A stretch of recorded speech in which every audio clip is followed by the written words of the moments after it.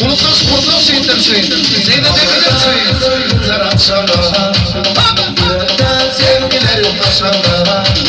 Senin karışların yanıma düşer. Elin yaşlı yanlarında. Bağlarda kızıl güller açkanda. Yürekte sevgilerim taşanda. Senin karışların yanıma düşer.